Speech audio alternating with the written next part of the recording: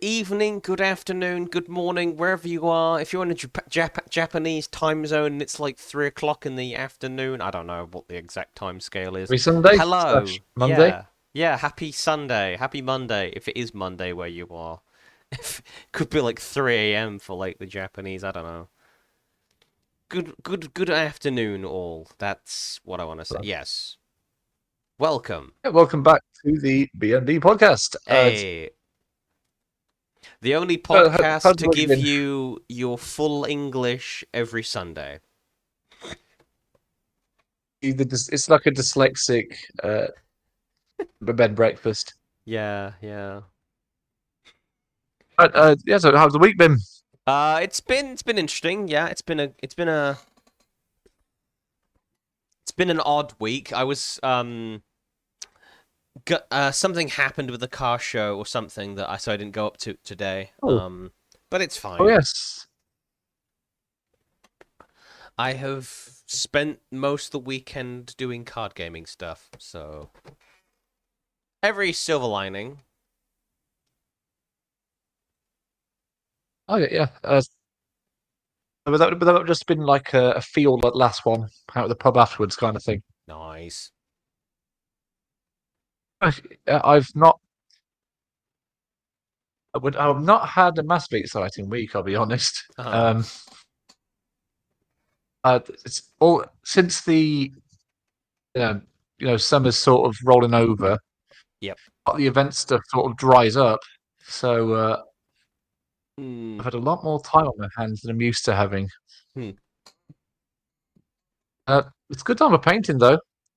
Eh. Nothing crazy since, but I got my orcs done. But after that, I'll sort of do what I want to do rather than what I'm obligated to do. So I've gone through my backlog and started off a couple of things. Found that an old spare warrior of Rohan I thought would look quite good in like ancient Greek style colours. Mm-hmm. So he's quite nice. Happy with him. And I found an ancient Armageddon Steel Legion guy who has this really good generic looking pose I quite like, which you could use for sci-fi. Hmm. More like not like high end sci-fi. I think more like a Metro or Stalker style sci-fi. Yeah. But it's that's what I've been working on. I don't know. I'm just thinking. At this point, I'm just painting what I think. Oh, that's on my desk. Haven't touched that in years, Hmm. and think that would be kind of cool. Um, so it's not been bad to have the time, but I'm used to having my weekends busy. Feels a bit weird. Yeah. Bless you. So I guess I have a couple. So we have a couple of pre-getting into things initial waffles announcements. So first things first, the plan for Friday. Oh yes, Do you want to talk it's a the bit plan for more Friday. about that? Yeah. Yes, The at some point, co-stream. right? At some point on Friday, I'm thinking like not sure, right. I'll double check what time on Friday, but at some point in the afternoon. Mm-hmm. Um, I had some friends around last Friday. I don't know how they managed it, but they got a copy of an old edutainment game I used to play when I was like 6 or 8. Now, keep in mind, this is a 1996 game, Yeah. and somehow I got it to run on my Windows 11. Did they, by any chance, use a virtual machine for the older Uh, OS? yes, yes, and no. Ah. Took some jigging. Anyway, it works. So I played that for the first time in what 20 years. Hmm. So that was honestly kind of a nice trip down memory lane. Awesome. It still works, and it's as I remember it. I was thinking of giving that a stream as like a uh, let's call it a history stream because this is like we're talking like 1996 era video game here. So Yeah. if you not be surprised if it was a little primitive. Hmm. Um, I- I'll be honest, it was a tiny file, but could remember most of it being JPEGs. Unironically, Hmm. a lot of JPEGs in this. Um, but I would very much like to stream it. Yeah, I would be impressed if it had its Yeah. own category on Twitch. We started. Where we started. Edutainment. Oh. Um, yeah, so I was thinking about. I don't want to say 5 p.m. I don't know why I want to say that. Mhm. Let's check that. But yes, some point in the afternoon on that Friday because I want to just show the internet that this game did in fact exist and at one point was considered virtual reality. Um, it's a trip, and it's also if you like to learn about dinosaurs, it's technically good at that. Ignoring the fact that science have absolutely gone on since then. Yeah. Uh, yeah, so that's a nice surprise. I was just happy to have that thing working, to be Mm. honest. So that'll be a nice stream, and my first attempt at dipping my toes into streaming at all, which will Mhm. be honestly quite a nice thing for me to get stuck into because I've been wanting to do it forever, but it was on a Mac before. Hmm. So you know what? I mean, Macs are great for creative stuff, but they're so fiddly and fussy with file types that, Yeah. frankly, it just makes it. So now I'm back on a less fiddly Microsoft anything. It just feels like, oh, I can have exe files. This is nice. Hey. Um, so yes, that's my that's that. We have to arrange the time because you're a little bit on the streaming than I am. Yeah. Uh, So the other thing is as well is I would probably prefer to do it earlier because I'd like to try and keep my Friday evenings free good. for Friday Night Yeah, Magic. no, this is fine for me actually. That's perfect for me. Yeah, Okay. yeah. Yeah, I I'll was happily do thinking that. more sort of like On, 2 on p.m. to be yeah. honest, rather than Oh, 5 p.m. I could do that. Yeah, Oh, it's easy. Yeah. because then we can stream for Honestly, like 2 or so hours, and then I can head I off was back gonna into say town. because having gone through it again just to check that all the animations trigger properly Uh-huh. because there is some animation in there. Um, it doesn't. It does work, and I don't. I'll be amazed if we can get a couple of hours out of it. I'm Okay. fairly sure. I'll be thinking, be hard pressed to get much more. Yeah. Um, it is literally a virtual museum, but it's like let's call it a nostalgia stream because for me that's absolutely what And that's for me, gonna it'll be be. like my first time ever seeing it, like properly. So Oh god, it'll yeah, be new yeah. to me. It's very nice. It's very special.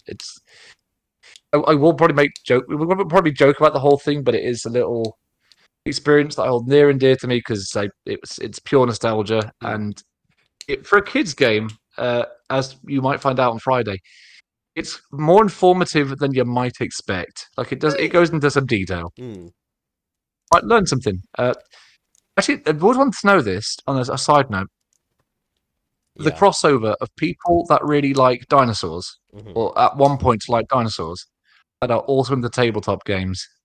Hmm. Yeah. That's See, got to be for insane high. me, I was never that interested in dinosaurs. I thought they were cool, but I was never like big into them.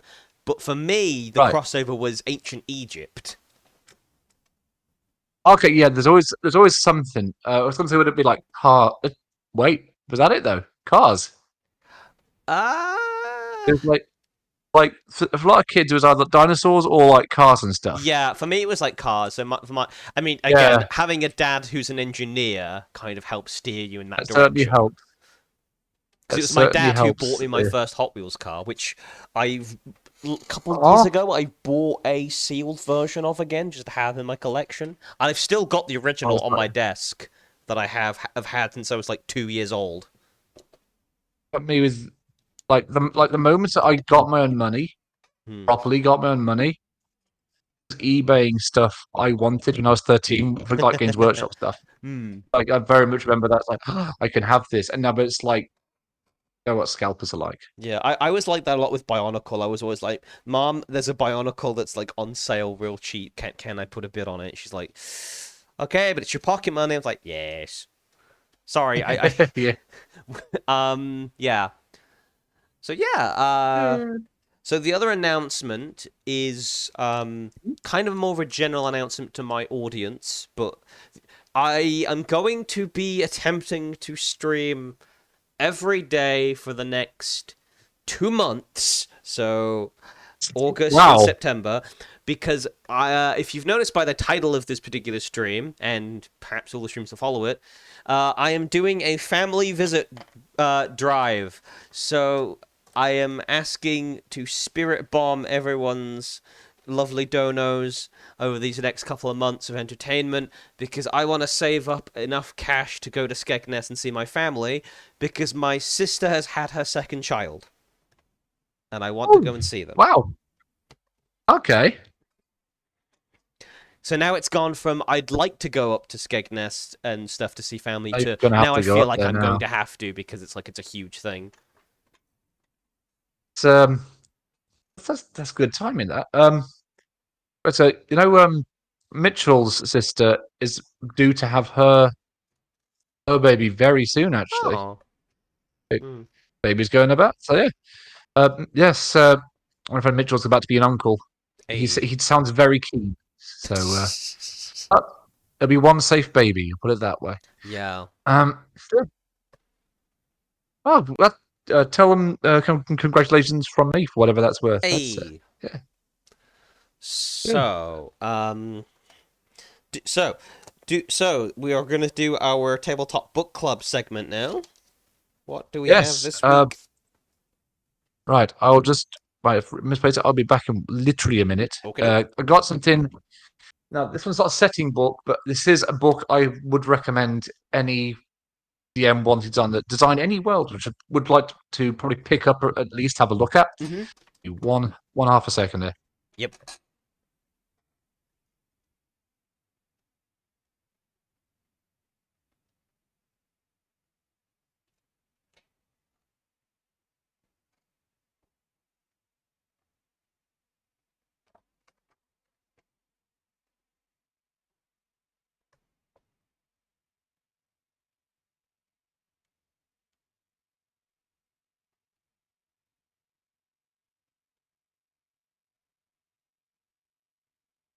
There we are. It's like Gandalf, literally trawling through volumes there for that one. So this is honestly almost a birthday gift from years ago, but it sometimes it still proves it. So basically, it's for map design Nice. primarily, or RPG maps. Mm-hmm. Um, it's Jared Blando's the author. It's honestly step by step stuff as well. It's like you can be a complete novice and get a decent idea of how to do it. Yeah. It covers like everything. It's not just like how to make stuff look cool. It's got like a little bit of a little bit of emphasis on a little bit of realism. Mm-hmm. Um, so it's got samples and everything. Like, it's literally step by step. You get as long as your hand-eye coordination is good, you can have a decent map. It's just got like land features, how to do hills nice and quickly. My favorite bit though was coats of arms and heraldry. Hey, I Got a like that. it's got a whole section on that using some historical references and everything. So if you're into world building, like really into world building, like I sometimes am, it's a fantastic book. Uh-huh. It's really good stuff. I mean, there's some. It goes into even like political boundaries as well. So if you really want to flesh out a world, Mm-hmm. it's a fantastic book, which I kind of have to recommend just as an art tool, but also as a just stuff to think about as well. Um, if you're equipped for it, there's also bits about like inking and Aegir map, sort of like in that Middle Earth map style away. Uh-huh.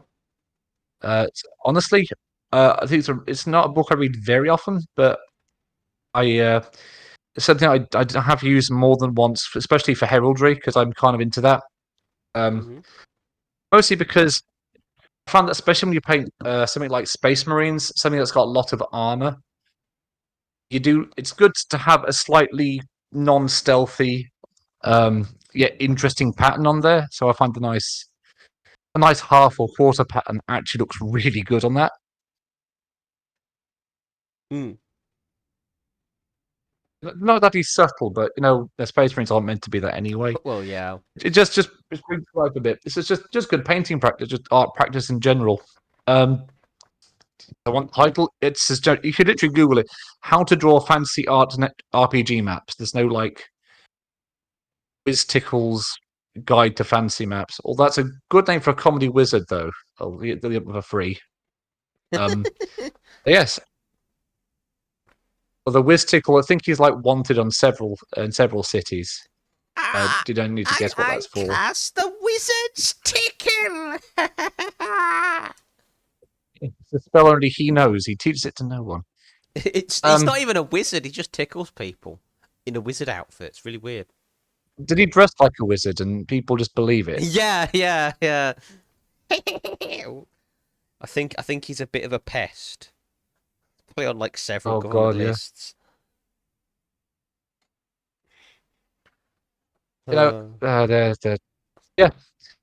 Honestly, How to Draw Fancy Art and RPG Maps. Honestly, fantastic book. Just really useful stuff. You can go in as deep or shallow as you like with it. What you picked up this week? So I have the RPG Quick Start Guide of Dreams and Machines by Modifius Entertainment. These are the people, I believe, that have done the RPG system for Fallout and for the Elder Scrolls ones that I've also got. But this one is their own IP, and it's basically what it looks like. It's kind of a, I don't. It's kind of it's. I think it's like sci-fantasy. It's like relatively low tech. So it's got like mechs in it, but like most of the mechs are like not functioning. And what it says is like people have built like their towns and stuff on the top of them where they do things like harvest festivals and things like that. So clearly like the societies are generally low tech, but there's like really high tech stuff that's ancient just beneath their feet. Yeah. Okay, no, I kind of like settings like that weird tech. Was it D6, D20, D10? It's 2D20. Kind of... Okay, okay, fair enough. So it says 2D20 system who will be familiar to anyone who's played any of our other RPG systems. So Modifius tends to use 2D20. Given test is always only roll in 2d20s, and comparing the results to the attribute you're testing against.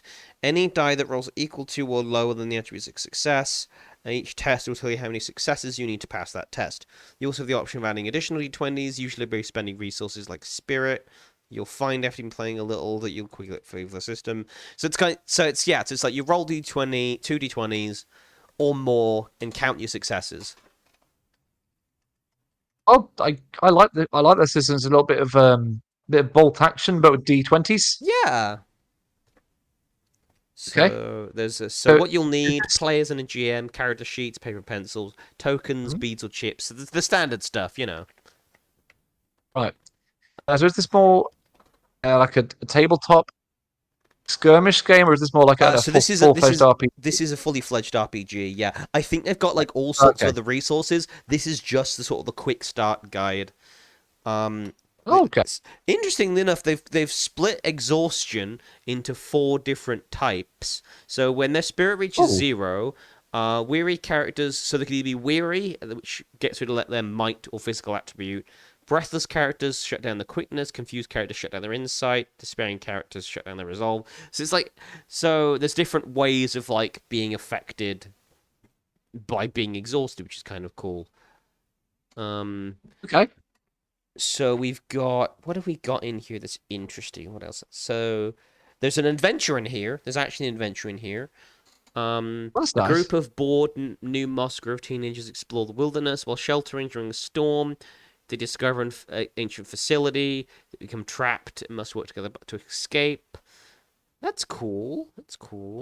So they find like some ancient sort of facility, like, I don't know, and stuff happens. Yeah. So I'm looking at some of the pictures from it. You can sort of see some smaller mechs, like, like like the forklift type mechs that would be used to carry boxes. That kind of thing. So it's very sort of military punk kind of thing, which really which really sort of juxtaposes with the more fantasy elements of this kind of world. Because the first image is kind of like this bazaar type thing in the desert. So they've got a combination of, yes, they're sort of wearing more modern equipment, but it's clearly like they don't know how to use it properly because they've got sort of some people wearing just Okay. new age silks and stuff along their sides, which is pretty cool. Oh, the loader mech also has stats as well. So the loader mech does have Okay. stats. That's cool.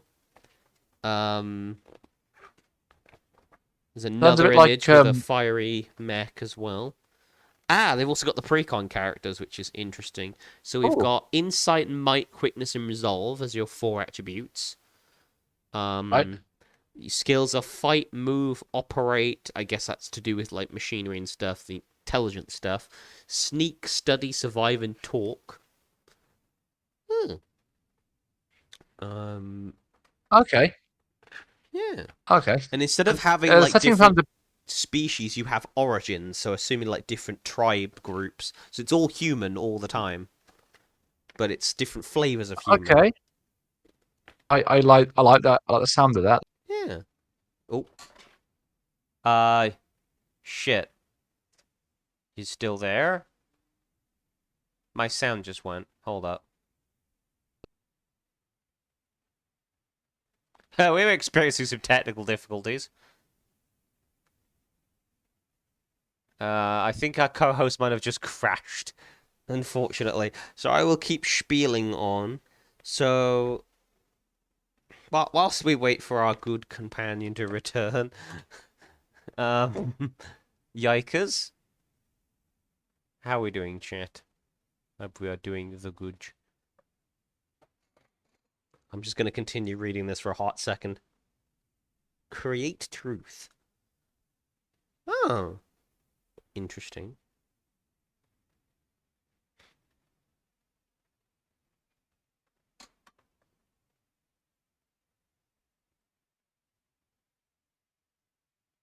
Yeah. Give him a second. I have to like restart their entire computer. I just had them go silent and it suddenly bzzzt. It might have come through on stream. It might have come through on the recording. Sorry about that, folks. Uh, your unfiltered, unedited thing. There you go. You're welcome. Hey, join voice call. There we go. Difficulties. Never mind. Yep, no worries. I've ad-libbed. I filled time. So, here's a couple of interesting things. So the Oh, starter set comes with an adventure guide, player reference, another book, 4 D20s, which is cool. Actually, no, 5 D20s, which are all like pink and purpley. Some tokens, some character card references, so all the good stuff. And there's one other cool thing. So they have some interesting mechanic here. You know Fate, right? You remember the Fate system? hmm So there are 2 things. Create truth. Add, remove, or change a truth about a scene, which costs 2 spirit. So spirit's kind of a bit like fate points kind of thing, but to the character. So you can like alter. It's kind of one of those alter the scene type of things in theory, which is pretty cool. Oh, it's momentum. Yeah, momentum. Oh, sorry, it's the momentum, which I think is a separate thing. I don't know how momentum works, but I'll figure it out eventually. Or ask the game master a question about the scene or something in the scene for 1 momentum. You can reduce how long an action takes, things like that. You can revive.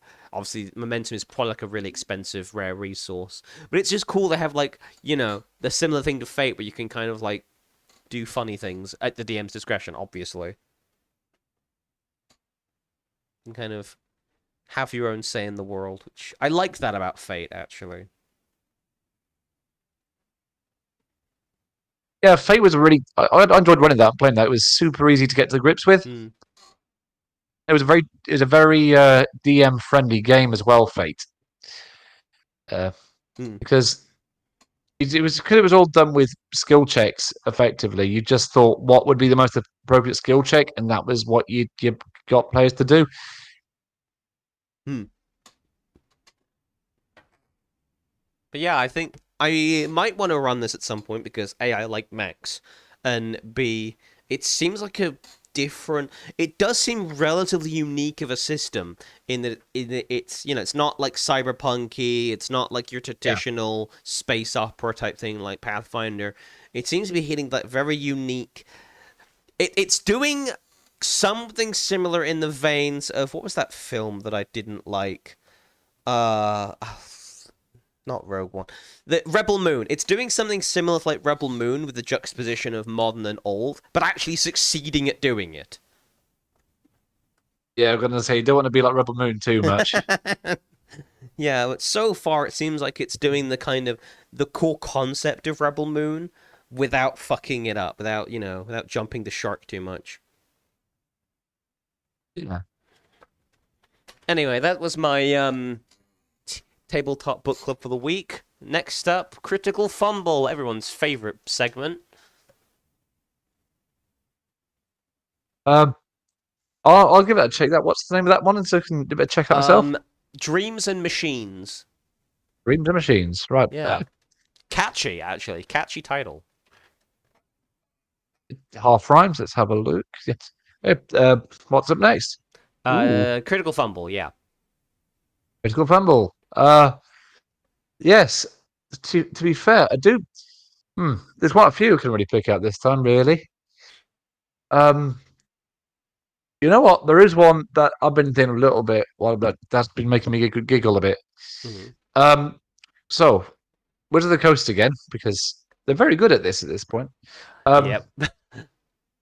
Remember, there was a tweet a few years back that one of the Dungeons and Dragons designers, the newer designers, came up with. He was saying that he wants to see less white males in the hobby.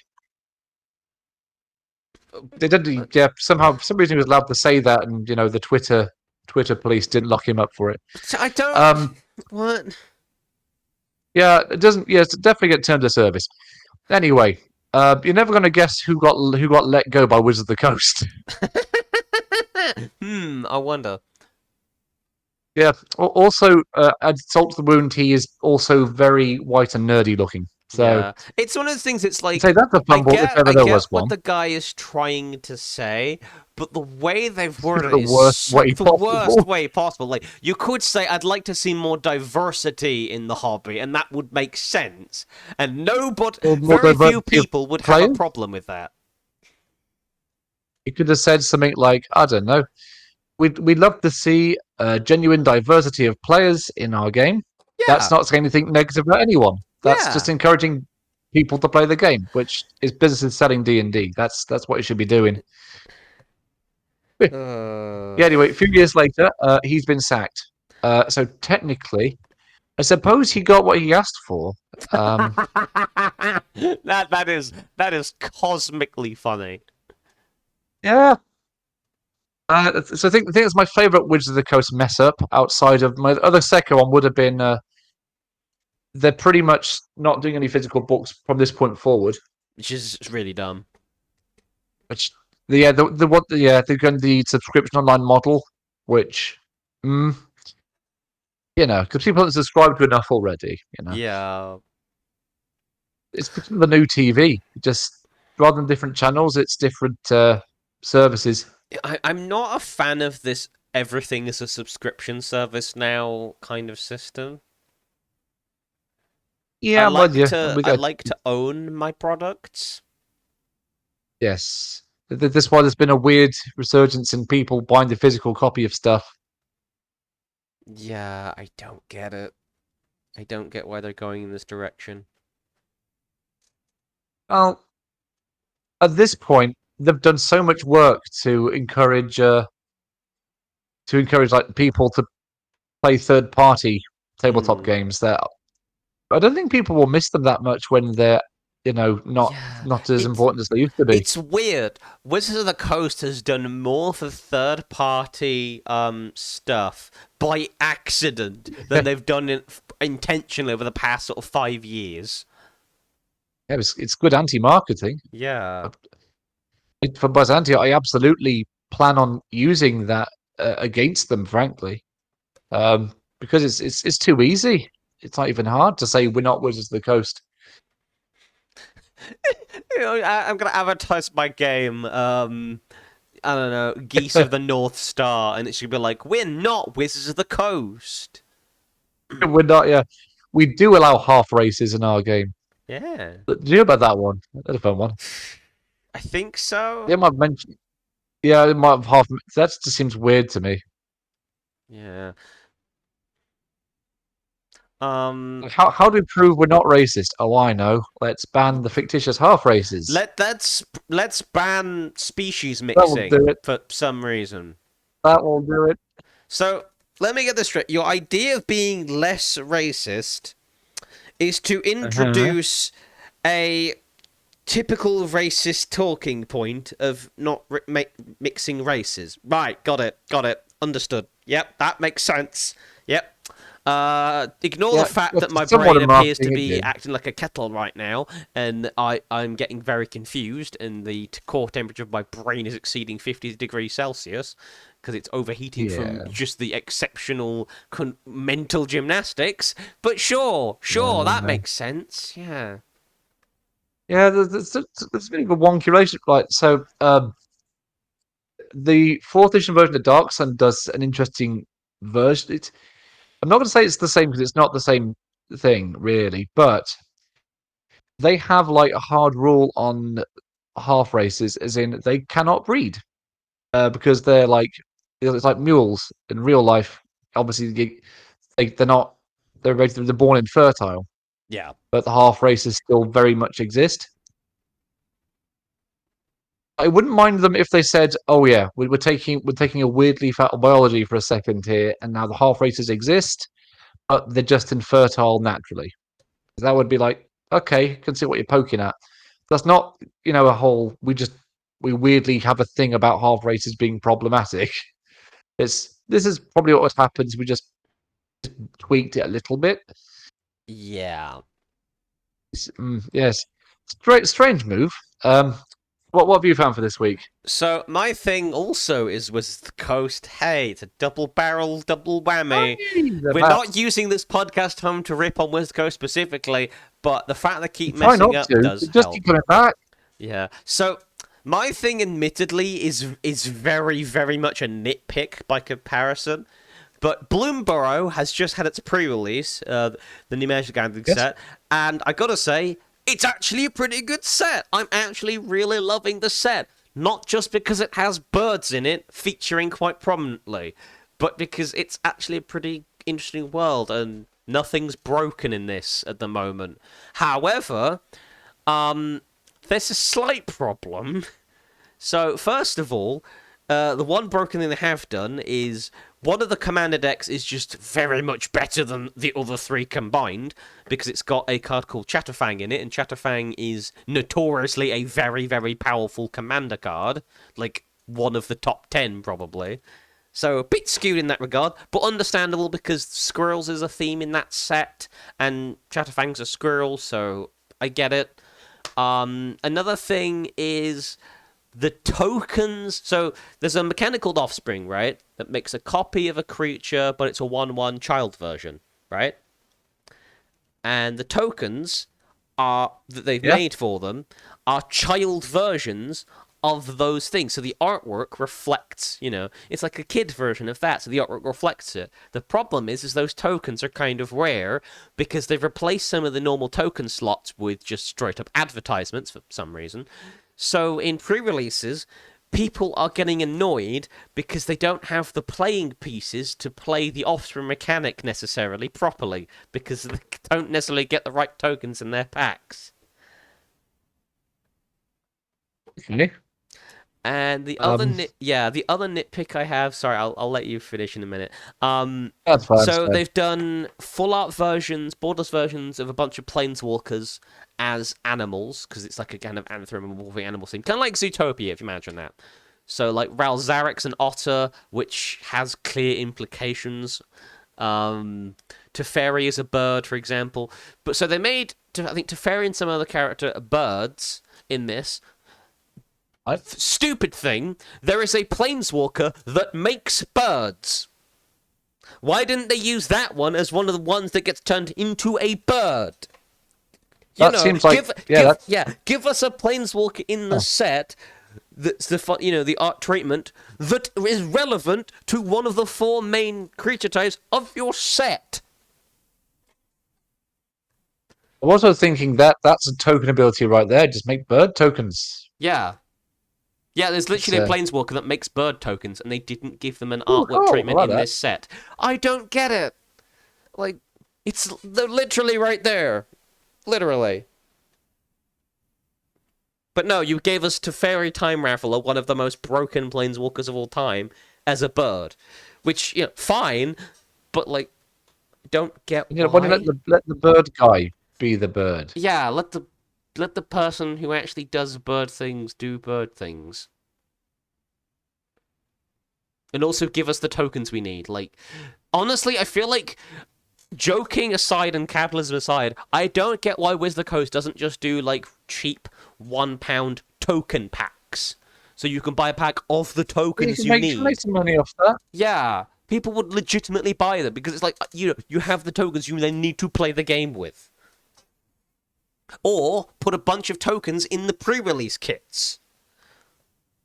One of each or something. So then people who are playing a set which has a bunch of different non-standard tokens in it, like Offspring, they have the tokens. Yeah. Sorry, nitpicking, but like... I get it. It seems like it's like a plot hole, and I somehow get wound up by that. Yeah. It's just the principle of it. Like it's yeah. They've written in the guy whose thing is birds, so it makes sense that if we're gonna do furry versions of them, that's the bird guy. Yeah. So that's the easy one. Also, No shorting required yeah, there. Jace is a fox now as well, which is a bit of an unusual one. There's not I, many foxes in that world either, so it's like, why is he a fox? some of them don't really have any direct animal things, so that's neither. I don't think it's either here nor there. It's just weird how it's I like do some of think them it is. get turned into, like, there's one. I mean, Garrett gets turned into a boar, which is also like, there's not many boars in that world. Why is he a boar Yeah. and not, a squirrel, bird, mouse, or a bat or something Yes. else? Like, okay. Yeah. Yeah. I do. I do think it is a rare case of really good marketing idea because furries have money. Yep. Uh, so making the furry art magic set is actually Yeah. pretty clever. So that's also There's going that. on to another point of furries having money. So some of the borderless pretty furry cards, both the planeswalkers and not, are fetching like $200 plus at the moment. Yeah. I'm sure the prices will come down quite a bit over the next couple of weeks, but like, that's a scary starting point. Well, that is one of the first sensible decisions they have made in a little while. Yeah. I'll probably find a way to bugger it up though. Probably. I'm waiting for like the players of like X format to be like, oh, we found a way to break this card completely in half. Yeah, I like card games, but I'm also really cautious about getting into them Yeah. because some people have been playing them for like 40 years, and there's there's just not much casual play you can get anymore. Yeah. Is that I've seen because it's like you're playing someone who's got the meta decks already. You've just bought the starter deck and maybe a bit extra, and that's like, oh, okay. Guess I've lost on turn two. That's fine. Yeah. Speaking of losing on turn 2 and things like that, they still haven't banned Nadu, which is like in 50-odd% plus of decks in Modern at the moment. They're like, I think someone came out and said, look, we are not going to do any emergency bannings because we've decided that that's not something we want to do. We want to, we want to set a precedence of bans will show up. Bans will always be planned. We will never unexpectedly ban something for the health of the game, because that otherwise it's like, I can't remember the exact fucking wording. But something along the line, so people don't suddenly have their expensive cards banned out the format or whatever, or cards they enjoy banned out the format. That's fine, but the point of an emergency ban, imperative word in the sentence, emergency. Emergency. It does AKA, make me this wonder. card is, dominating a format and is ruining the health of the game. This made me wonder though, how many people have built decks, lovingly spent lots of money, and searched frantically for specific cards to get the perfect deck that does a specific thing really well, Hmm. and like a week before the tournament, they find out that deck's just like not in use anymore. Sorry. Yeah. Sorry, this new card came out and your deck's just completely invalid. Oh. Or they're using that card and just innocently thinking it's cool. It does. Oh, sorry, you can't play your deck anymore. Sorry about that. Yeah.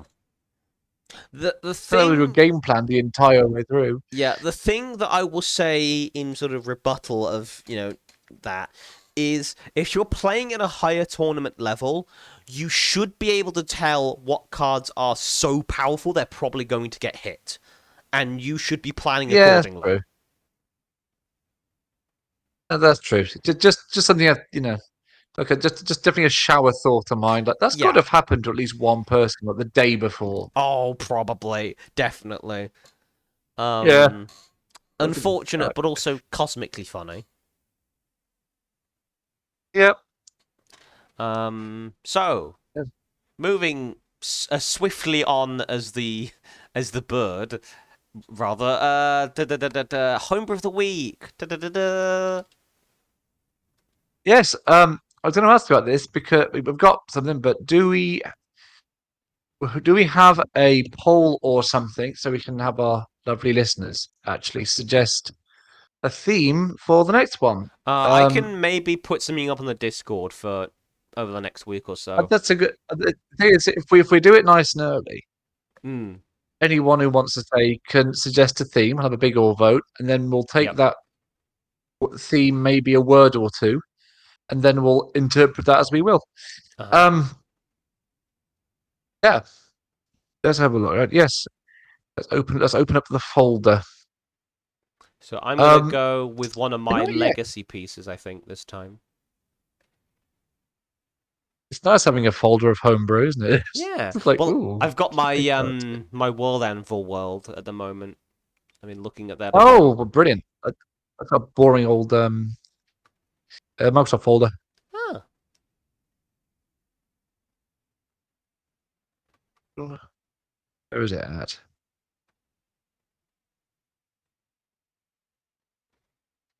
Oh, that's fun. What do with that? That's neat. There we are. Yes, I've got another scenario picked up for this one. These are weirdly a follow up to last time we did one. Hmm. But there's a particular enemy I want to highlight from this one. So, this is sort of like a level 1 or 2 boss encounter. Hmm. Um, it's kind of requires a bit of setup though. So, party rescues a hostage from some load of gobos.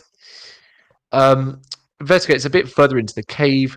What they see is some sort of weird humanoid on a rock in the center of a big old cave pond, Hmm. and there's a group of goblins fighting each other while this humanoid just sort of sitting there playing a weird flute. Okay.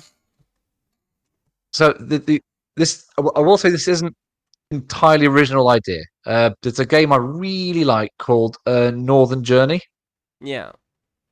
which is one of those games that was like one man made it. It's just about you are presumably someone from the medieval north, and you are on a boat somewhere in vaguely defined Eastern Europe, somewhere Nordic, and you get stranded, and your boat gets sunk on near an island. You're basically told by this weird druid witch person, like, yeah, do this job for me, and you can leave. but it's like written in a really passive aggressive way. So that's kind of the game. So you go across this weird island, trying to sort this problem out, and then off you go back on your way. And part of the game is about you go near this big pond. There's a knock in it, which I later discovered is a mythological thing. Basically, he was some stories. He was a man who played such beautiful music, people would just follow him for miles around. Basically he could play magic music. One of those stories. Then he fell in love with a particular woman in the village, but they thought he was weird because he played the devil's music, literally the devil's music. And he did, and out of spite, he played his music with intent to kill to kill people in the village, and accidentally killed the woman he loved, and then decided he'd haunt a pond. I'm not sure why he does that bit. But that's the myth. But myths are kind of like that sometimes. Yeah, there seems to be some like missing part of the legend here. Oh yeah, somebody ate like the third page. I don't know why. Yeah, interesting folklore bit. But the game's got a really interesting version of a knock. It's like a weird thing. It plays bizarre music, and it forces you in character it forces your controls to move towards the lake where your character can't swim, so you drown. Ooh. So sort of inspired by that, I came up with this idea that this knock, which is a cave knock, rather than a knock. Who's there? I was going to compliment you on not doing that, but that sorry. counts. Sorry. That's fine. I was going to leave you a pause to decide if you're going to commit to that. Yeah. So one is that while this cave knock is playing its flute, it can do a few things. It's got a little bit of bard abilities. Nice. It's a fey creature, but I like to write my fey in like a very old school fairy tale way, where the Fae are tricksters or flat out murderous, or they're just a bit scary and spooky. Well, everything they can do is an actual Fae music. They have one of two effects they can pull every turn. So up to 2 targets within 60 feet that they can save to pass a charisma save. It's DC 14, or they're stunned until the next turn. Ooh. And it can keep doing that every turn as long as it's playing the music. It's like a continuous thing. Or it can change the effect. So 1 target within 60 feet that it can see has to pass the save, or it becomes frightened of all creatures that it can see within 30 feet until the start of its next turn. A bug runs. A rat. Yeah, so the goblins are there to imply that it's got weird mystical powers and stuff. Yeah. Also, it's like for me, it's a bit of balancing. So the knock isn't focusing purely on the players. Just consider it like a narrative and protective barrier, literally to mean that the knock isn't going to target the players all the time. Because imagine the second effect's horrible. Because if you fail the save, you have no allies. Your own party members are now horrifying monsters, and you have to run away. Yeah. But actually, trying to hit these things, hitting them is absolute pain in the bum. And there's no spell slots on that. As long as it's playing its music, it can choose one of those effects to either keep up or give to something else. Interesting. Which is just mean. Aside from, it's also got a single cantrip, which isn't crazy. It's sort of like bard style. It can play a really shrill note, and it's a charisma save or 1d8 magical piercing damage. It has to have some sort of ranged thing. Really, its whole thing is really debilitating effects. But it's what else is there? Oh yeah, it's a healing word and silent image.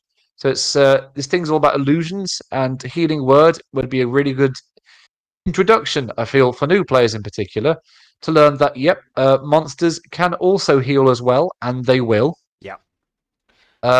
Like just imagine, it's only got 2 spell slots, mind, so it's nothing crazy. But just imagine, like, for a new player, you're I've been dealing with like goblins and giant rats and stuff, run of the mill. Yeah. And then one of the hobgoblins you're dealing with, who they can be a bit nasty if you're not careful. And they have hit points restored, and that might be like your first run in with. Like, hang on, that can happen. So I want this whole scenario to be like a nice learning curve while having a bit of a mythological inspiration in there because I quite like my spooky myths and stories like that. Hmm. Um, the other thing it's only drops one thing, which is its flute, um, which is not magical by itself, but it is a very nice flute. Uh-huh.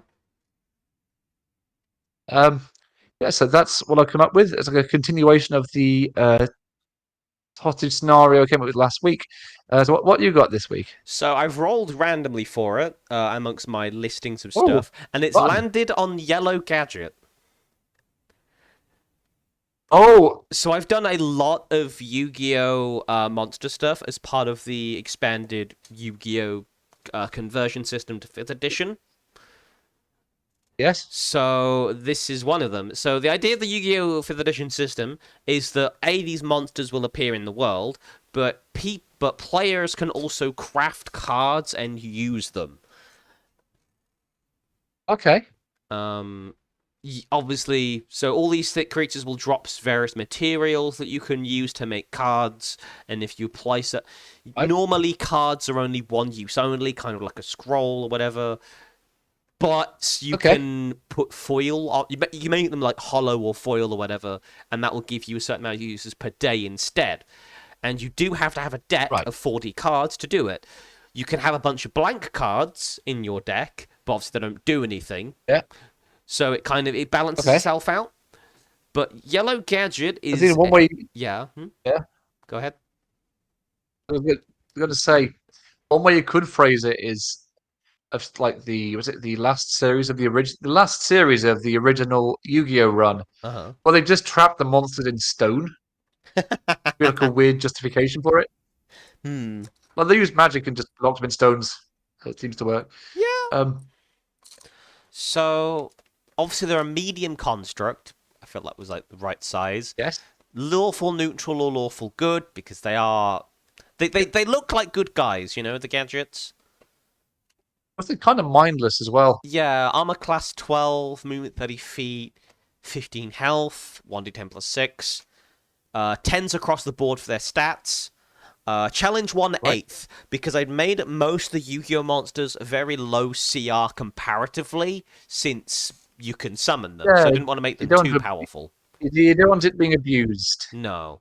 Uh, I can see They're that. resistant to psychic damage, obviously. I've also put other damage types Makes which are sense. exclusive to the setting. They're vulnerable to fire, acid, and lightning, because those are things that generally Okay. affect machines. It has an ability called Oh, Gadget okay. Run. As a bonus action, Yellow Gadget may dash. If it does so using this ability, it cannot dash during its next turn.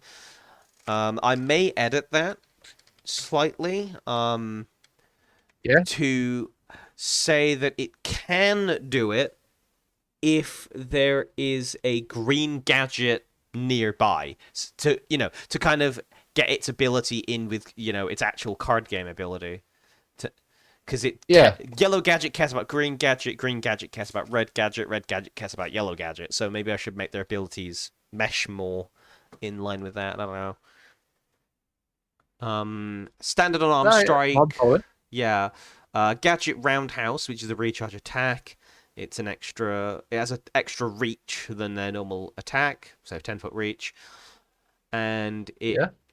it can knock things prone basically if the target Okay. fails the easy DC 10 saving throw. So it's a little basic thing. Yeah. But they have But you never know. You yeah. like, oh my god, unlucky. Yeah, so they do have a loot pool. So this is something I did for my setting specifically of everything having a loot pool with percentile. So you roll a D100 and you might get a thing. So there's like Earth Kanji Stone, which is the thing that determines what the thing in the top right corner which says the card's attribute. That thing. Oh yes, So yes. it can drop one of those at Oh right. 1/5 of the time. It can drop a blank effect monster card, 1d4 level runes at 11% of the time, machine essence at 6% of the time, draw ticket B 2% of the time, and a gadget gear, which is a item specific to their archetype, 1% of the time.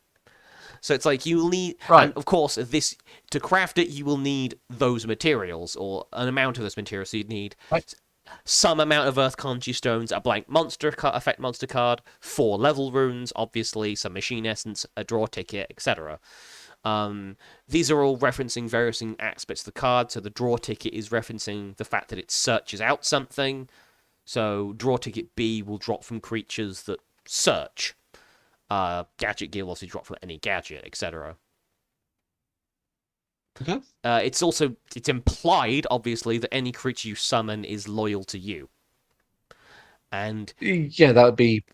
yeah, but just as much as you, the player, can make your own monster cards, so can NPCs. So be wary of that.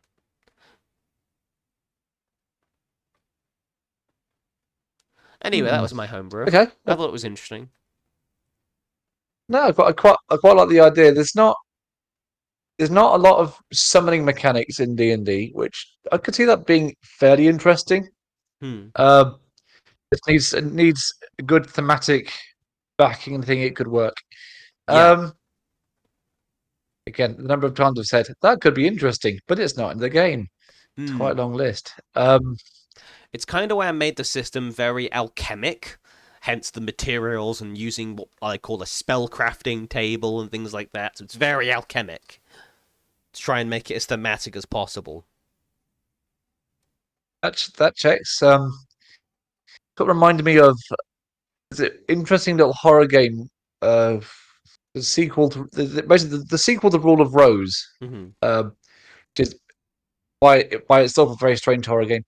That's got a weird subplot about alchemical golems and stuff that might be worth at least a little peruse. Is that's got a whole system for that as well for protective items. It's one of those Mm-hmm. games where you're being chased by various straight psychopaths and stuff. Um, Haunting Grounds. There it is. There's the one. I think it was on PS2 and GameCube. Yeah, that's sounded like quite a good idea because I've been. But funny you mentioned the gadgets because I think you picked out spent a few quid at Geek Retreat just week gone. Oh yeah. Could you happen to find the 3 gadgets as well Mm-hmm.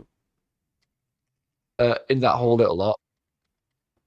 And also by dumb luck, which there was I found there were the 2 is it Alpha, Beta, and Gamma, the Magna Warriors. They were all in there. Yeah. So they all got picked up. I found a couple of slightly interesting-looking dinosaur cards that I thought one look of go, that could be a D&D monster, and you could have quite a bit of fun with it. Mm.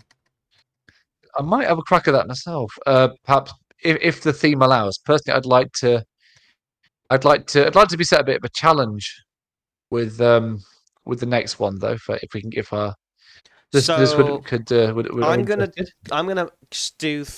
I'm gonna say for this first one 4 possible themes in a poll. So I've come up with the ideas. So Yeah. next, going forward, we'll get chat Yes. submitted themes from our Discord. But as an example, Yeah. I'm gonna write down a Yeah. few. So we've got Have a fire and limit of 2 ice, words for the.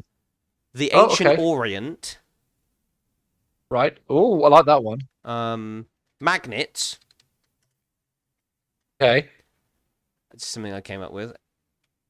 And what's Okay. another good theme? Hmm. What's another good theme? Constructed. Just constructed, because that can mean a lot of things to a lot of people. No, it's a bit too broad, I think. Too broad. Um, Okay. Ancient world. Again, a bit too broad, and we've already got the ancient Orient. Okay. Uh, Non-magical dragon. okay, that works. Yeah, that's it. Yeah. I quite like the sound of that because I do like writing to a brief, but since I don't do that professionally just yet, I don't get many briefs. Um, And then I think one more that I'll submit myself. I will do prehistoric man. Okay, that could have been quite fun. Yeah. Uh, what sort of time frame are we thinking for this, so we can work on it? Uh, so probably for like next week. This will be next week's thing. No, but what kind of time frame for the vote? Oh, So we can before stream use next the right. week. So submit them before we start stream next week, basically. Yeah, Once yeah, we've because hit start, that's it. okay, no, that's fair. I like that idea because it's all right us doing it ourselves from here, but I do like a bit of a challenge, and fan interaction is good, and I Yeah. like occasionally getting things I wouldn't think of myself. Mm-hmm. At least not initially, but then that's half the fun. Well, what next?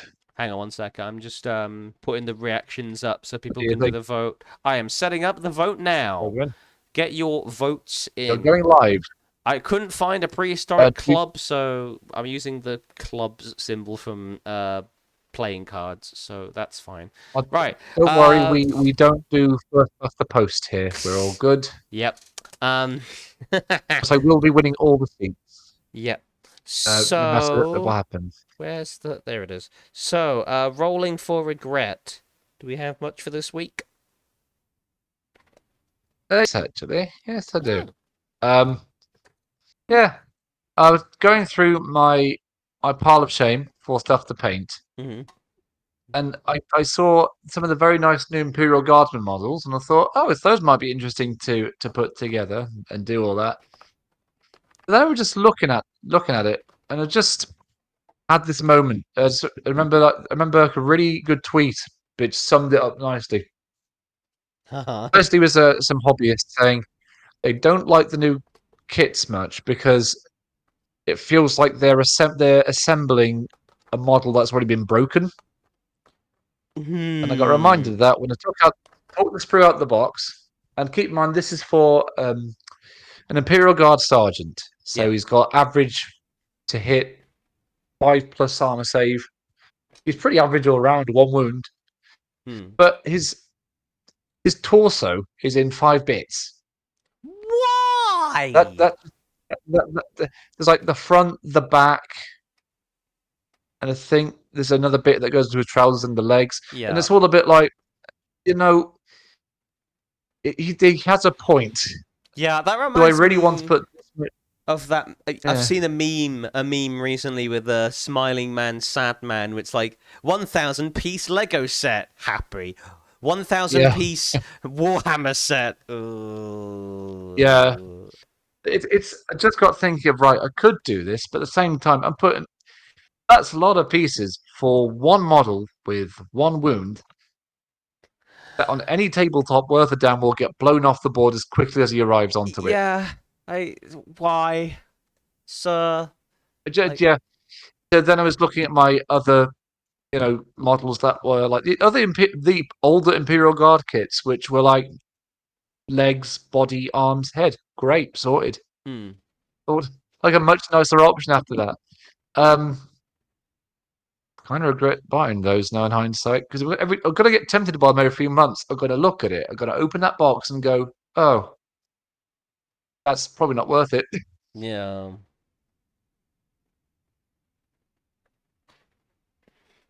It's one of those. It's like maybe it's one of those things that your opinion on it might slightly change after it's like done, but probably not. Yeah, I mean, I've got so many other guards I could paint. I haven't got round to it yet, but I have a, technically enough for a small squad's worth of the old metal Vostroyans that I'd much rather be doing that. I mean, for a start, they're all in one bit. Mm. They're all very nice metal sculpts, and they got that really interesting, like, Industrial Revolution Russia looking uniform going on, which is just kind of neat and unique.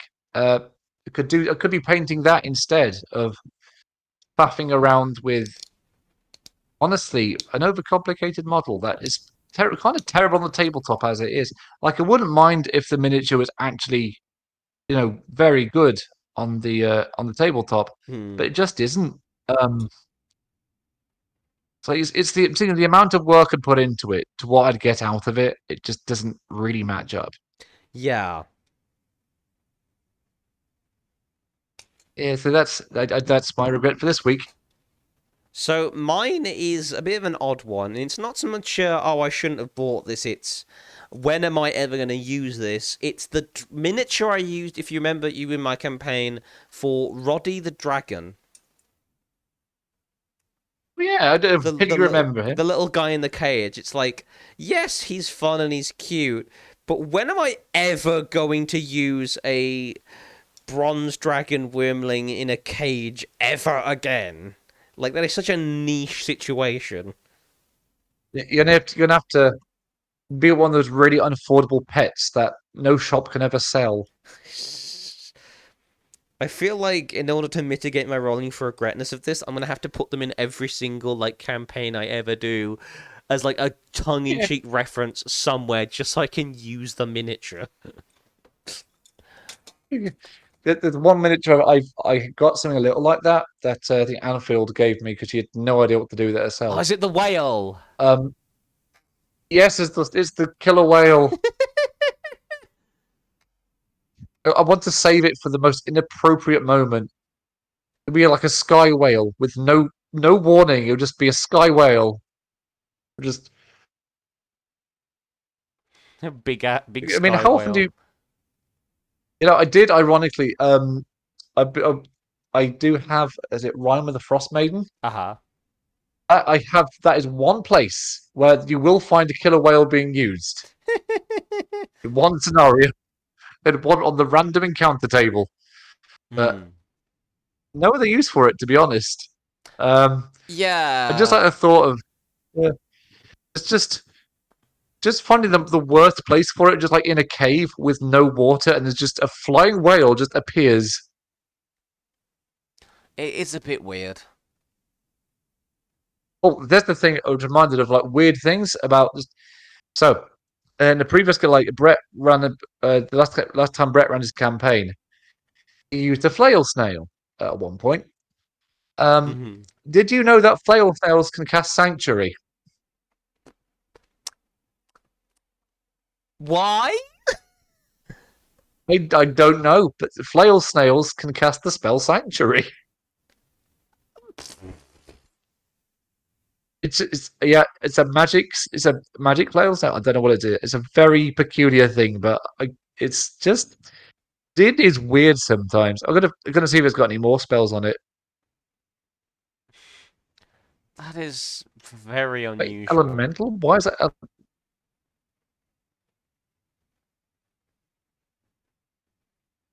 anti-magic shell? Okay.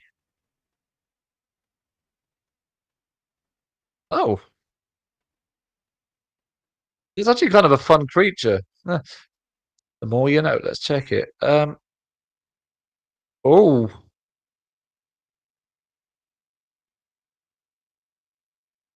it can blind you with its shell. Yeah, that is a weird creature. Also, it knows. Also, apparently, that game it just knew Sanctuary. I don't know why. Very weird. Oh, I love it. Oh dear. That's anything else, or have we Uh, at least run out of Normally fuel we for this do week? fantasy film. I don't think I have anything personally for this week though. I have. It's just for thought. There is.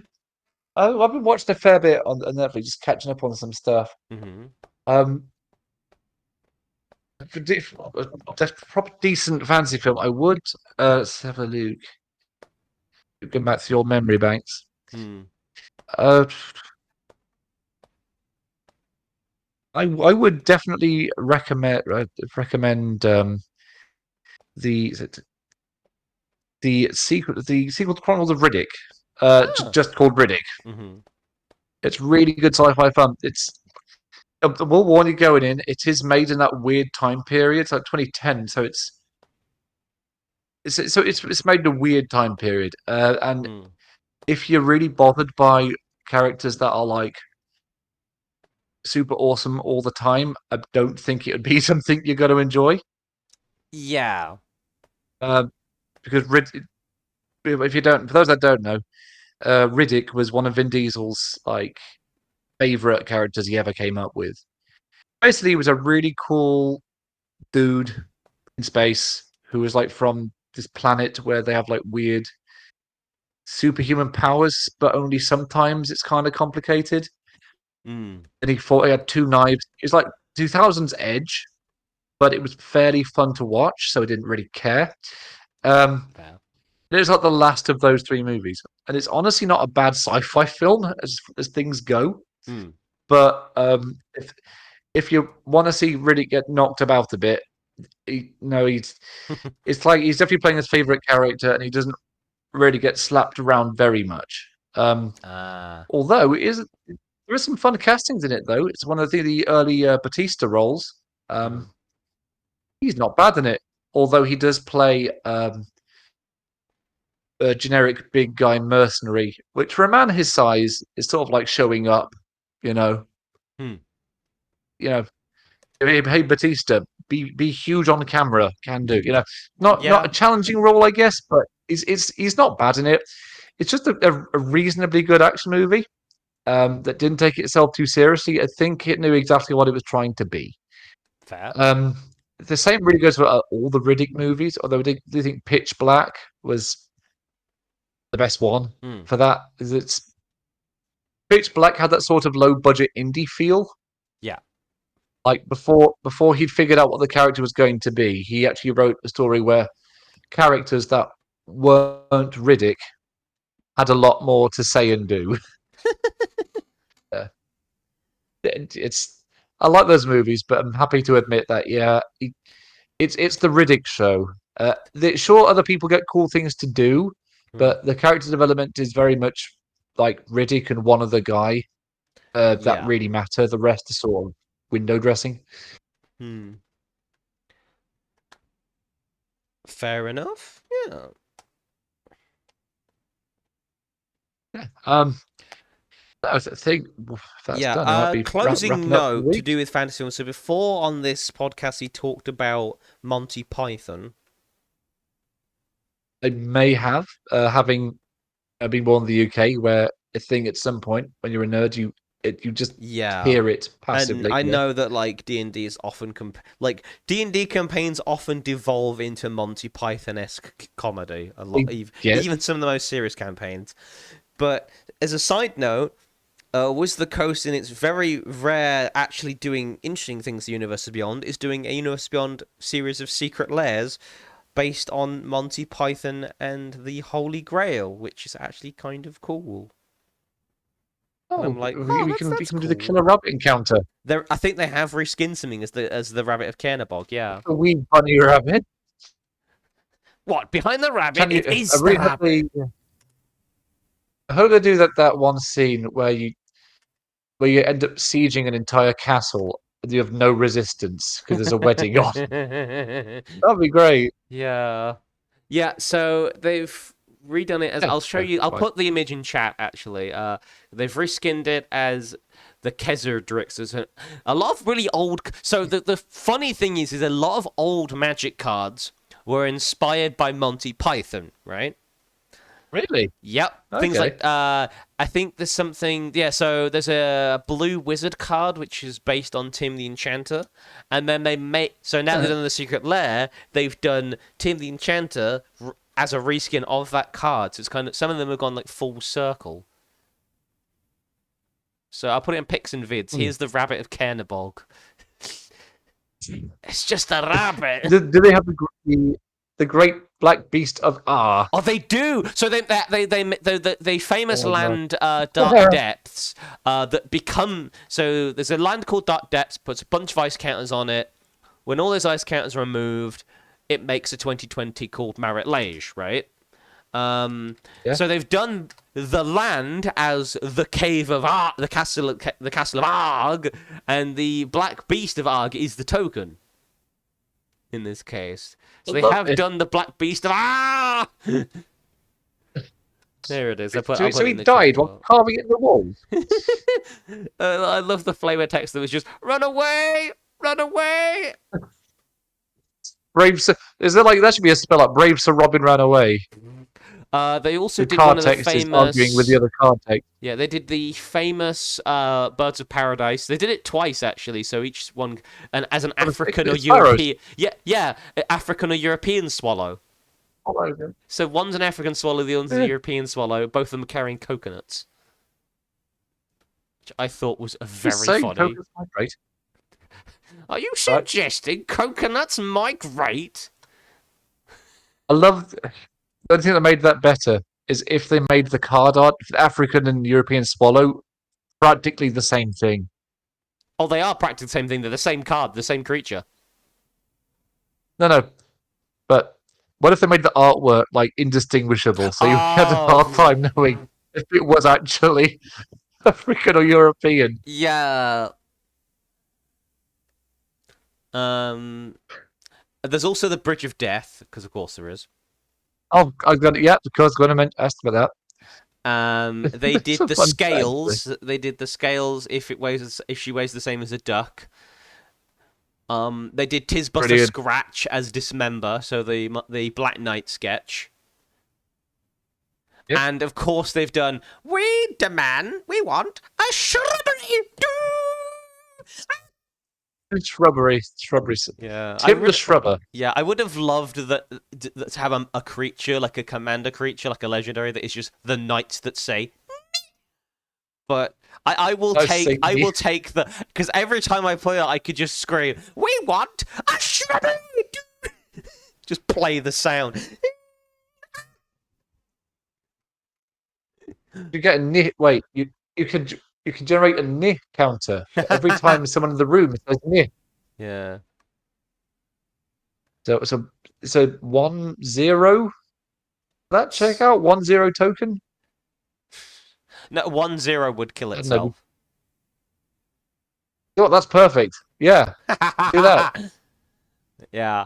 But yeah, so I'm kind of happy about that, except I'm not because the secret level probably sell out immediately and the stuff would be hard to get a hold of, which would be annoying. Well, we'll have fun with it. Because they've now doing that print to demand. Well, they're doing that whole, not print to demand, the opposite. So they have a certain amount because of FOMO. So, oh, we're only printing so many. You better order them within like 1 minute of the thing going live, or they'll all sell out immediately because scalpers. Yeah. Love that. Scalpers. We all love them. Anyway, that was just Right. I thought it was funny. Right. Thank you guys for tuning in. And for listening. And I suppose we would say Sunday, which is still correct, but drop in on Friday. Is it 2 p.m. you were saying? Yeah. 2 Drop in on p.m. Friday at 2 p.m. Greenwich time, and, specifically, for those international viewers. Okay. And I will take you all down on a time travel journey back to 1996 for what passed for virtual reality back then. Yeah. So I'm going to exclamation. So /raid